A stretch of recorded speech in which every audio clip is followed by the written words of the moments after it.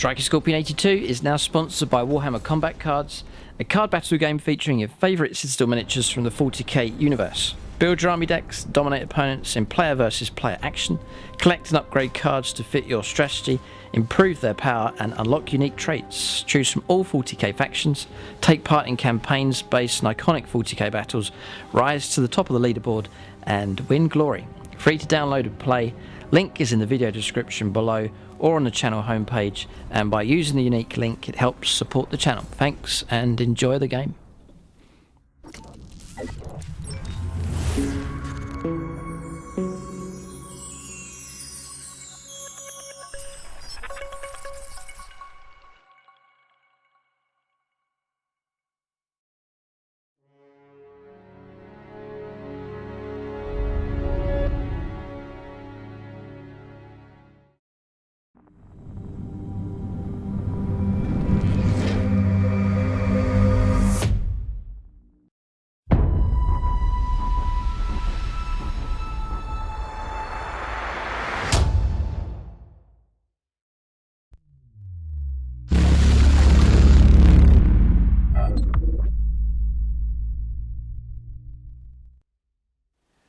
Alright, so welcome to this video here. It's all designed to help you transition over from 8th edition to 9th edition. This is part 2. Check out part 1, cover the core rules and much of the structure of a turn, 7 parts to a turn, all covered in that video. Now we're going to push a bit deeper into the rules. So I'm not going to exhaustively go through everything, but just sort of try and cover some of the main parts here as we go into part 2 moving on. So structuring and building an army, command points, stratagems, terrain, those kind of things we'll cover here in this video. Really, if you're new to Warhammer 40,000 and really don't know the rules, this video is more for those who already know 8th edition and are looking just to make the transition to swap over into 9th edition. I'm going to try and pick out just the bits that have changed, and the bits I don't pick out really just remain the same from 8th edition, and much has remained the same. Really sort of 80% 8th edition. It's sort of a tweaked version as we go into 9th. If you enjoy the content and the video is helpful, hit the like button. It really helps, just gives the video a boost, much appreciated if this video has been a help. So this is where we left off in part 1. The morale phase, just went through the whole 7 parts to the turn, all covered. If I make a mistake, or you want to clarify something or discuss something, leave it in the comment section, it really helps. And then as you watch the video, check the comment section, see what other people are saying, and if I've missed something or misinterpreted something, then hopefully it'll be picked up and you'll find it in the comment section. And by watching the video here and checking the comments, you should arrive at the correct information. So missions then. So I'll run through this here clearly, I think, just to help you out. So you must do your army. You read your mission briefing, so you choose your mission. You then create the battlefield. Each mission will also instruct you for any terrain features or objective markers that must be set up. We'll provide details of where you set them up. It's quite fixed now where objective markers go. Otherwise, it is assumed you're using the guidelines on page 198 to 99 to create your battlefield. If you're using a battlefield that's a different size or shape, you would need to adjust distances and the location of deployment zones and so on. So you deploy your forces. Each mission includes a deployment map that shows where each player can set up models in their army, called deployment zone. Determine the first turn, and mission will tell you that. Then you resolve your pre-battle rules. Begin the battle, end the battle, determine the victor, so on. So it's pretty much as it was. So I've put clarification here. Objective markers, they are 40mm round markers. So that's the size of a Terminator base. Models, yeah, this is, I think they've clarified, they've added this in. Model in range of objective marker if it is within 3 inches horizontally, that's remained the same, and 5 inches vertically. So you can have your admech terrain, objective marker at the bottom, unit on top, 5 inches away, does count as holding the objective. Objective marker controlled by a player with the most models in range, and then aircraft and fortifications cannot control objective markers. Objective secured, which is your troops.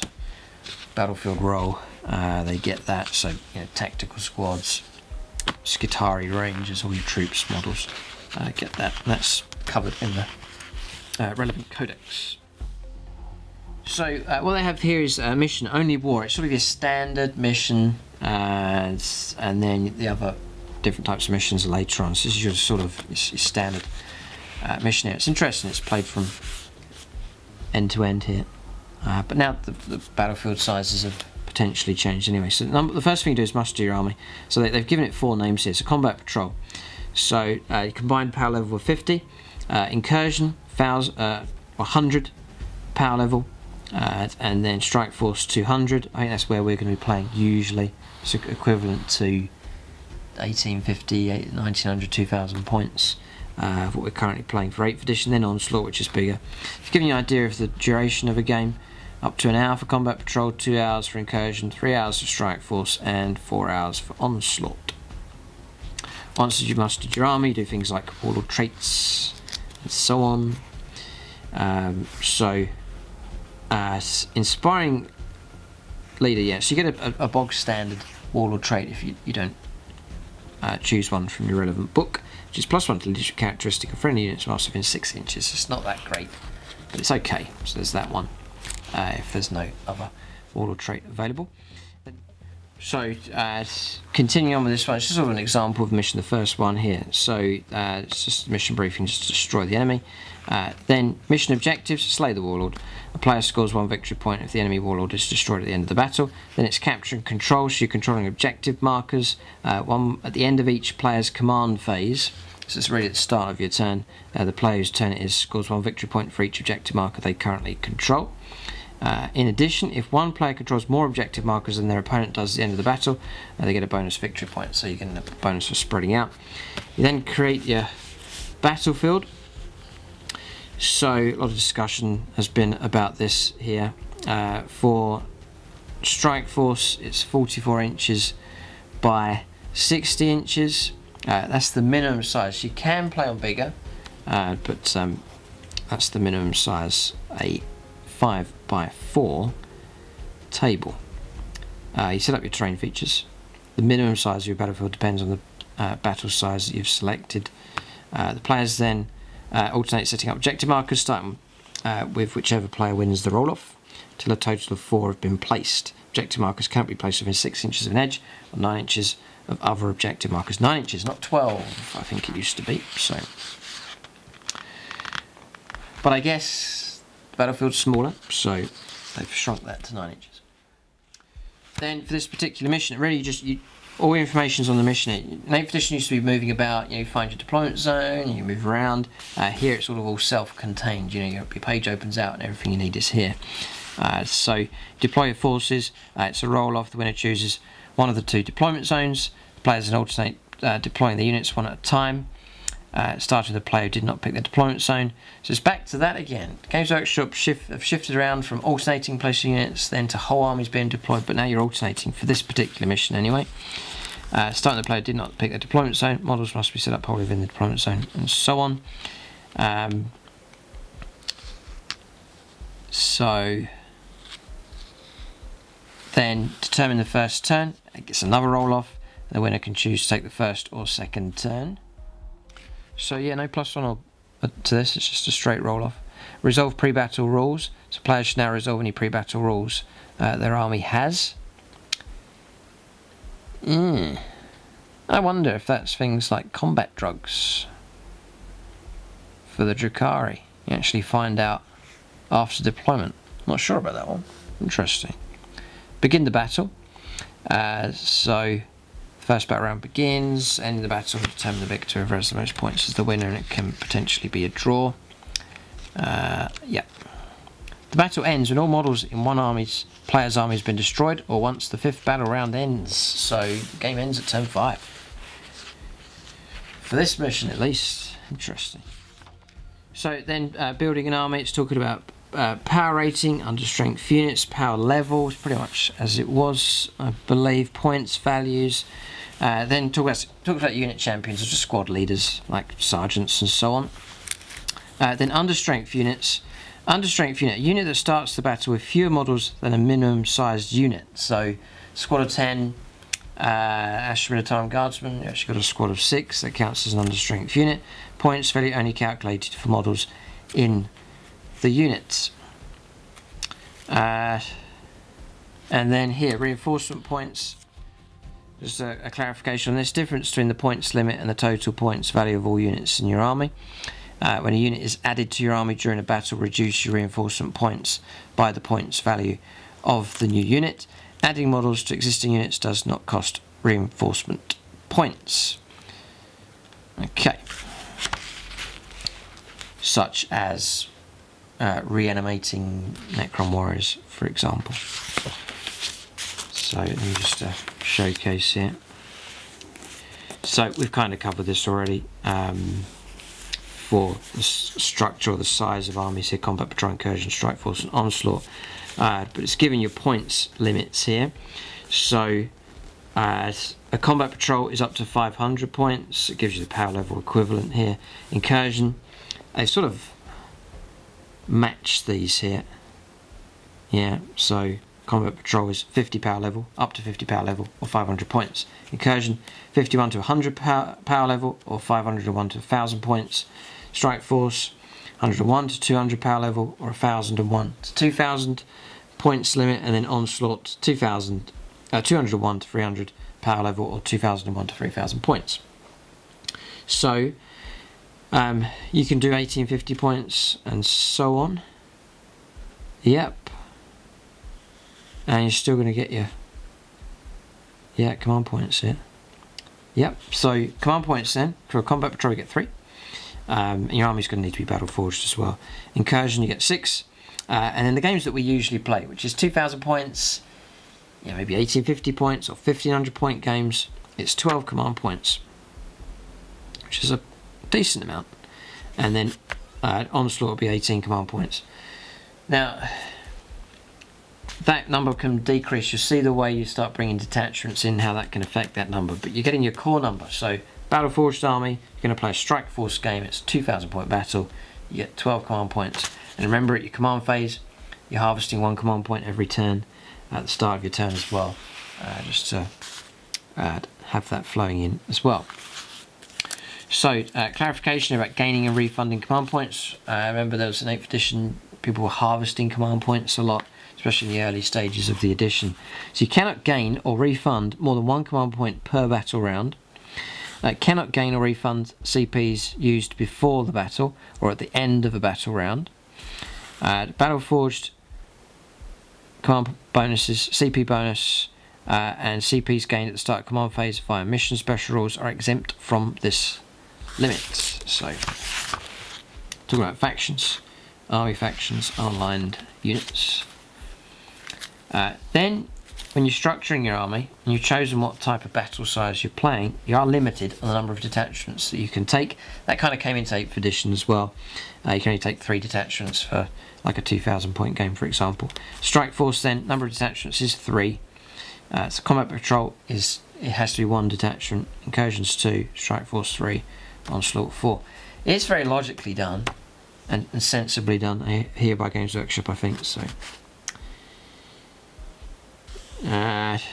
then we'll talk about detachments, battlefield roles, dedicated transports, and so on.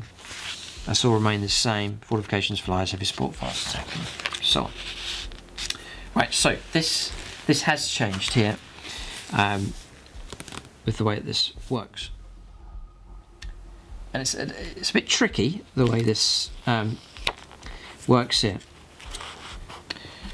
So take a let's say I've got a 2000 point army. It's 12 command points to start off with, and say I'm going to run a battalion, and then I'm going to run a spearhead detachment. So 2 detachments is quite normal. So I take a battalion detachment and fulfill the slots there. It costs you 3 command points to take that detachment. So my 12 command points then becomes 9.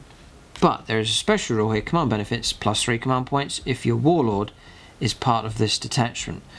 So you're playing a 2,000 point game.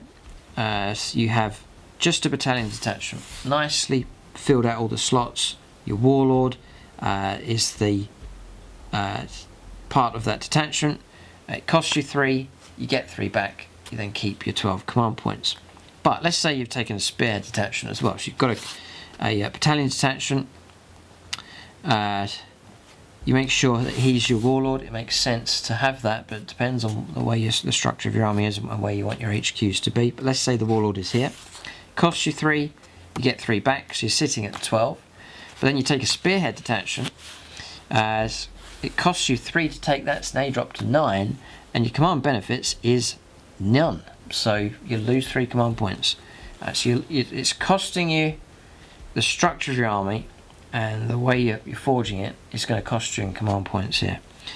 So if you're clever with your structure, say you run a brigade, it costs you 4, but you get 4 back if the warlord, then sometimes it looks like it's going to make sense, as far as if you wanted to keep a nice lot of command points, is to maybe take a battalion or a brigade and stick to just that in order to keep the maximum amount of command points.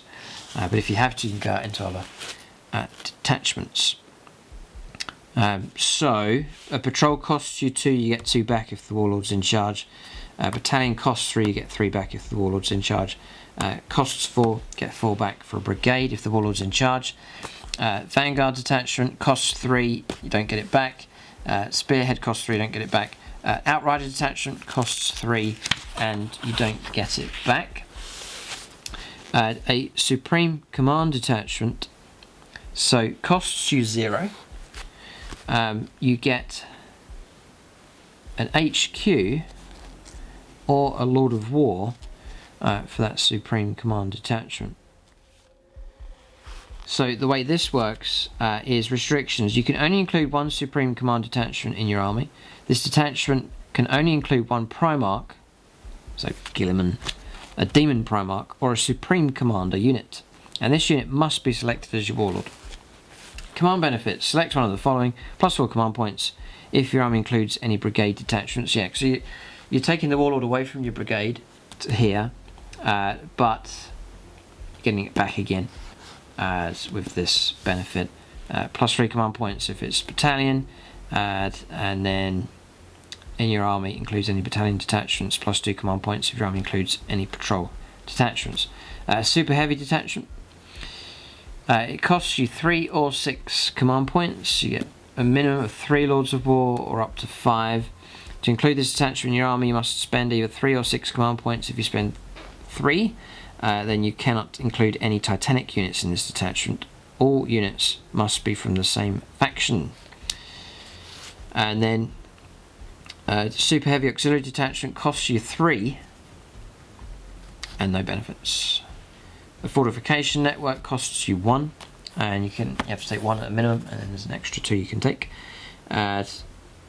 Restrictions: you can only include 1 Fortification Network in your army, and your warlord cannot be a unit in this detachment. Then plus 1 command point if every unit in this detachment is from the same faction, and that faction is the same as your warlord's detachment. So you can kind of cancel that out, the cost of that, say an Aegis defense line, for example. Then auxiliary support detachment. So if you're trying to squeeze something that doesn't quite fit in, there's no benefits, and it's going to cost you 2 command points to take just one of those units. So again, similar to 8th, they're really encouraging you to have a nice structure to your army. It's interesting the way this works. This is going to change things around a fair bit now, so think carefully the way you're going to structure your army. Another showcase army. So stratagems. It says clarification here. See what it says. So to use a stratagem, you must pay the CPs specified.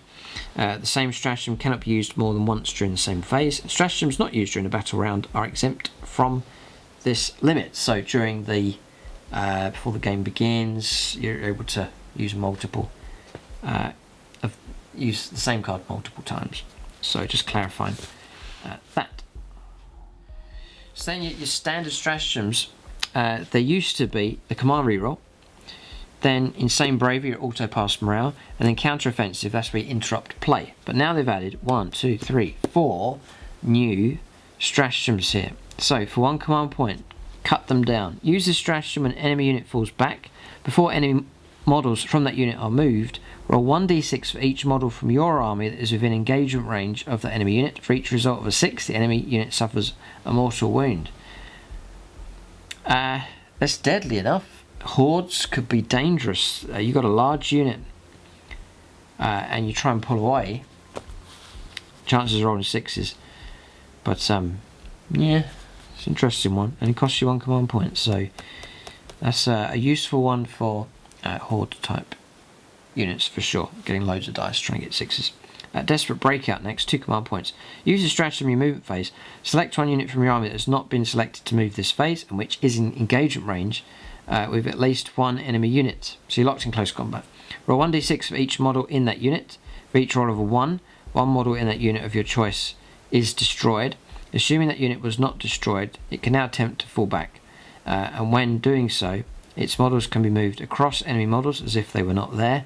Any model in that unit ends its fallback move in engagement range of any enemy model is destroyed. Assuming the unit is not destroyed, it cannot do anything else this turn. It cannot attempt to manifest psychic power, shoot, declare a charge, be selected to fight, and so on, even if it has a rule that would allow it to do so after falling back. So it's kind of exempt to falling back. It just lets you get out of being, what's the term, tar pit, I think, where you just get bogged down in close combat and you can't get out. Well, now, if you're willing to pay the points, you can break out if you need to. Yeah, useful if you're really in that situation. Emergency Disembarkation is the next one. Command point, use a stratagem when a transport model from your army is destroyed. All units that are embarked within that model can be set up wholly within 6 inches of the destroyed model when they disembark instead of 3, before the model itself is removed from the battlefield. These units are not affected by the destroyed model's explodes ability or equivalent. Instead, you must roll 1d6 for each model you just set up on the battlefield, instead of 1 model that disembarked, your choice, being destroyed for each roll of a 1. 1 model that disembarked, your choice, is destroyed for each roll of a 1 or 2. Units cannot declare a charge or perform a heroic intervention in the same turn they disembarked from a destroyed transport model. So, you may find yourself in a situation where you need help there.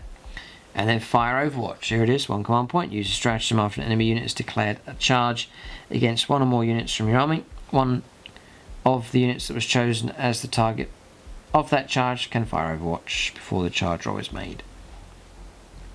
And then there's the other 2 that are already there. So they're pretty good. Quite straightforward to add those in. Strategic Reserves we've already covered in part 1. Then it talks about actions here. Performing actions. Occasionally, some rules let a unit perform an action. This represents the units doing all manner of things, ranging from raising a banner, arming or dismantling traps, searching objective site, hacking into data terminal, and so on. So you may well see this being used a bit more. Basically, action, a task a unit is attempting to perform, started and completed as specified by the action itself. A unit cannot start or to perform an action whilst within engagement range of an enemy unit. A unit cannot start to perform an action if it advanced or fell back this turn. Aircraft and fortifications can't perform actions. Characters cannot use aura abilities whilst performing actions. An action failed if unit is destroyed, or if it makes a normal move, advances, falls back, manifests psychic power, shoots, charges, or performs heroic intervention. So picking up an object, for example, you are heavily restricted what else you can do.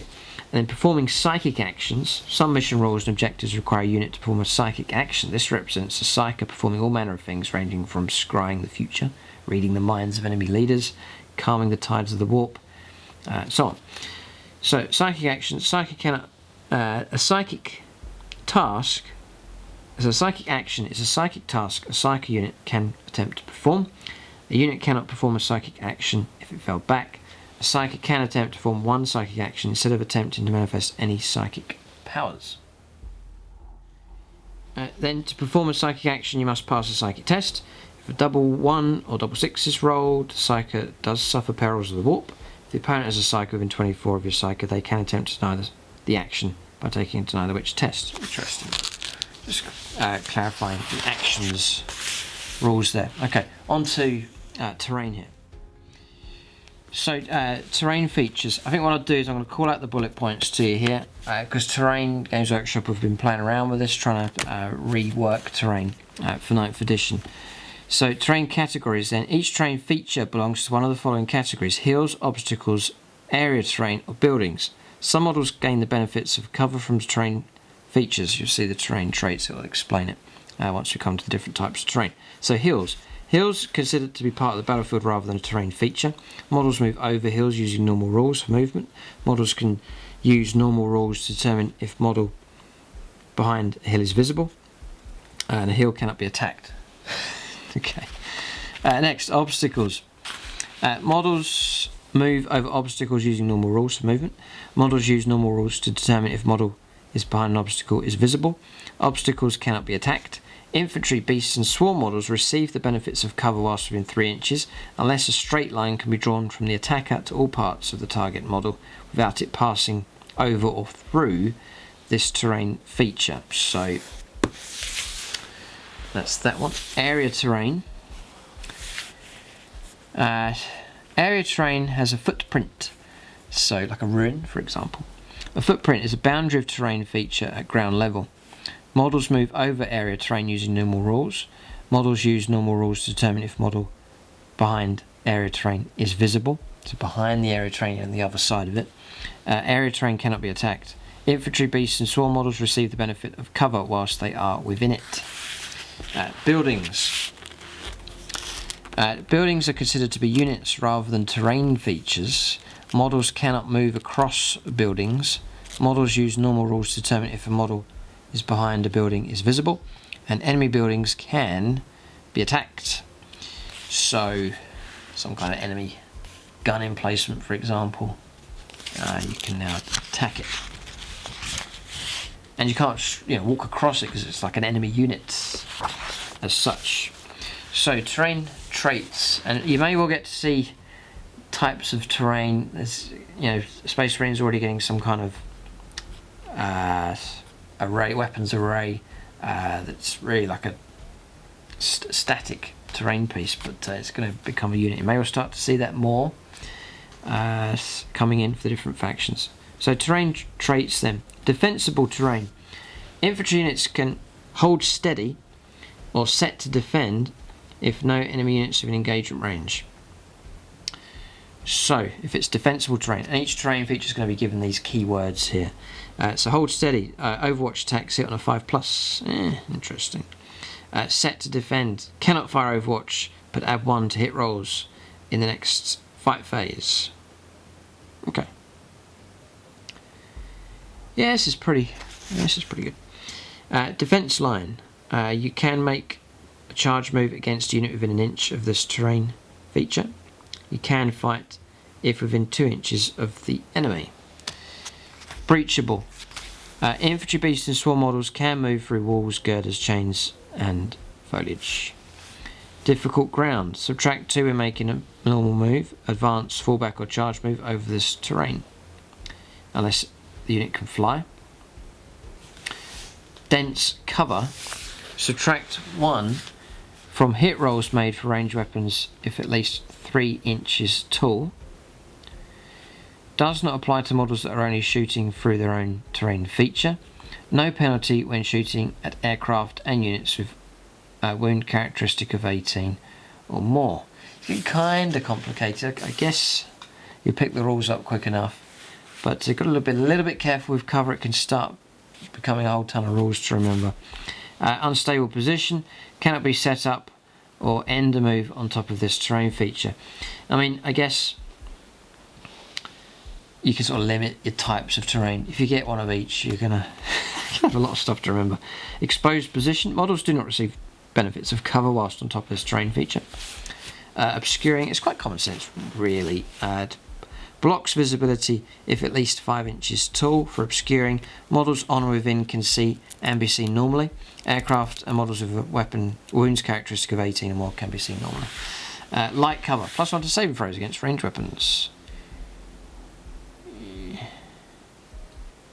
doesn't affect invulns, it's just there in the longer explanation. Oh wait, invuln saves not affected. Heavy cover, +1 to save and throws against melee weapons unless the model has made a charge move this turn. And invuln saves unaffected for heavy cover.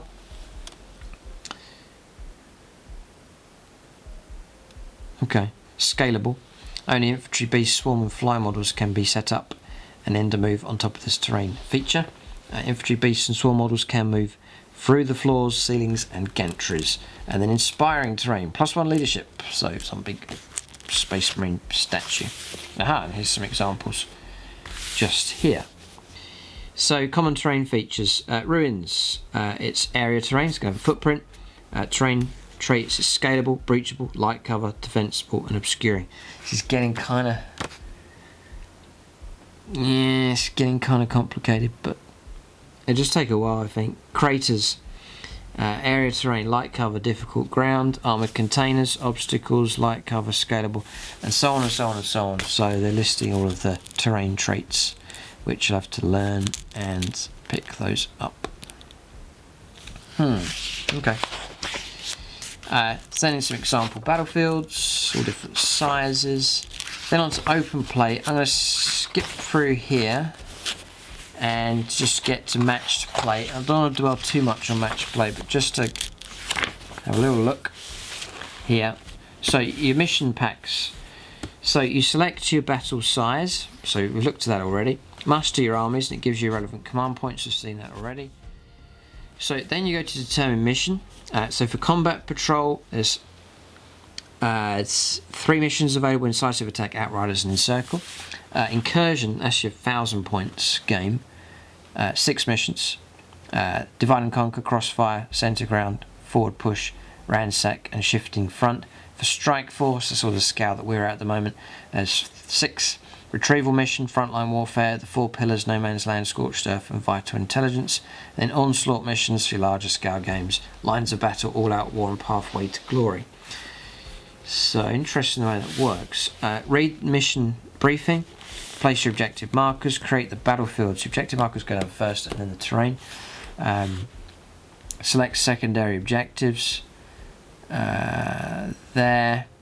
Determine attacker and defender, choose a deployment zone, declare reserves and transports, then deploy your armies, determine the first turn, resolve pre-battle abilities, begin the battle, and then ending the battle. So the battle ends after 5 battle rounds have been completed if one player has no models remaining in their army.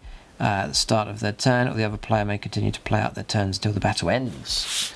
Okay, so like Maelstrom of War, for example. Determine the victor, and there it is. So then these secondary objectives, I'm not going to go through all of them here, but those are available, and you sort of get told which ones here in the missions. So there they are, and it's giving you, all the information you need, deployment zone, where the objective markers go, all your measurements and so on. The deployment zone's incorporated into the mission as well. So,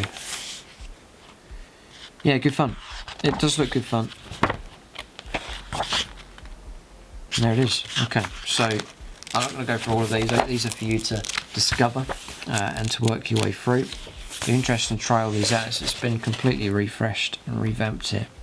Then you've got narrative play, just there with the Crusade rules, I believe, and I think we'll run it to that point just there. I really hope this video has helped to you as you switch over from 8th edition to 9th edition. Check the comment section below if I've missed any bits or wrong interpretations and so on, then see what other people are saying in the comment section.